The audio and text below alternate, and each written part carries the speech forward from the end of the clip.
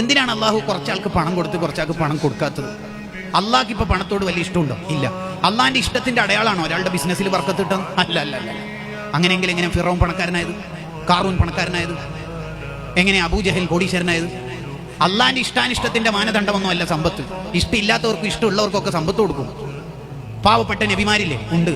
തിന്നാനില്ലാത്തത് കൊണ്ട് വഫാത്തായ നബിമാരില്ലേ? ഉണ്ട്. പണക്കാരായ നബിമാരില്ലേ? ഉണ്ടല്ലോ. സുലൈമാൻ നബി അലൈഹി സ്വലാമില്ലേ? കോടീശ്വരന്മാരായ സ്വഹാബത്തില്ലേ? ഉണ്ട്. ദാരിദ്ര്യത്തിന്റെ തീച്ചുളയിൽ ജീവിച്ച സ്വഹാബത്തില്ലേ? ഉണ്ട്. അപ്പൊ പണം അള്ളാഹുവിന്റെ ഇഷ്ടാനിഷ്ടത്തിന്റെ മാനദണ്ഡം അല്ലേ? അല്ല.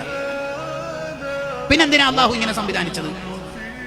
പണക്കാരന് പാവപ്പെട്ടവനോട് കമ്മിറ്റ്മെന്റ് ഉണ്ടോ എന്ന് അറിയാനാണ് ചിലരുടെ കയ്യിൽ പണം കൊടുത്ത് ചിലർക്ക് പണം കൊടുക്കാതെ അള്ളാഹു ഇങ്ങനെ നിരീക്ഷിക്കുന്നത്. ലിയബ്ലുവക്കും അയ്യുക്കും അഹ്സനു അമലാ. എങ്ങനെയുണ്ട് നിന്റെ പണം കയ്യിലെത്തുമ്പോൾ നിന്റെ മനസ്സും നിന്റെ ജീവിതവും എന്ന് നോക്കാനാണ്. അതിനാ അള്ളാഹു സംവിധാനിച്ചത്. സത്യത്തിൽ നമ്മുടെ ഒക്കെ കയ്യിലുള്ള പണം നമ്മുടെ പണമാണെങ്കിൽ നമ്മൾ മരിച്ചു കഴിഞ്ഞിട്ട് പിന്നെ ആരോ ഒരു കറാമത്ത് മൊഴിജിതത്ത് കൊണ്ട് നമ്മൾ വീണ്ടും എഴുന്നേൽപ്പിച്ചു. ഈ മരിച്ചതിന് ശേഷം അനന്തര സ്വത്ത് ഓഹരി വെച്ച പണം നമ്മുടെ മിൽക്കിലേക്ക് അധികാരത്തിലേക്ക് തിരിച്ചു വരുമോ ഇല്ലയോ? ഇല്ല. അപ്പൊ മനസ്സിലായി നമ്മളല്ല പോയി.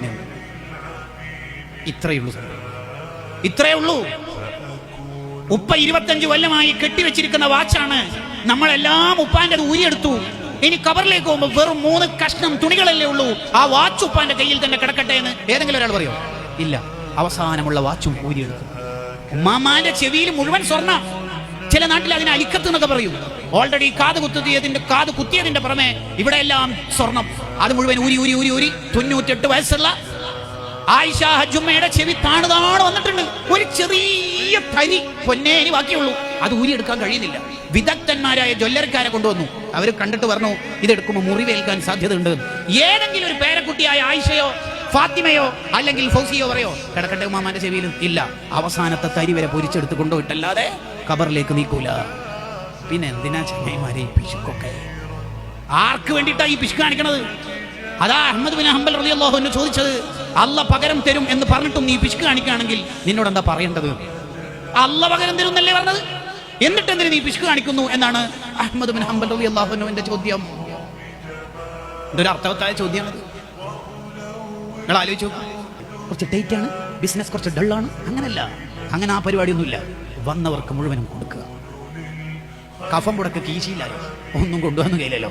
വലിയ ഫോൺ പോയിട്ട് ചെറിയ ഫോൺ വരെ കൊണ്ടുപോകാൻ കഴിയില്ല. എന്തിനാ ഈ കെട്ടിപ്പൂട്ടി വെക്കുന്നത്? ഉള്ളത് കൊടുത്താൽ അവിടെ ബാക്കിയുണ്ടാവും. ഇപ്പൊ ഒരു ബക്കറ്റ് നമ്മുടെ ഇടയിലൂടെ പോയി. ഇനി ആ ചാൻസ് നമുക്ക് ജീവിതത്തിലില്ല. ഇന്നല്ലെങ്കിൽ നാളെ നമ്മൾ മരിച്ചാൽ നമ്മൾ ലാസ്റ്റ് ചെയ്ത സ്വതക്ക ആ ബക്കറ്റിൽ ഇട്ടതായിരിക്കും. അങ്ങനെ നമ്മൾ ചിന്തിക്കണം.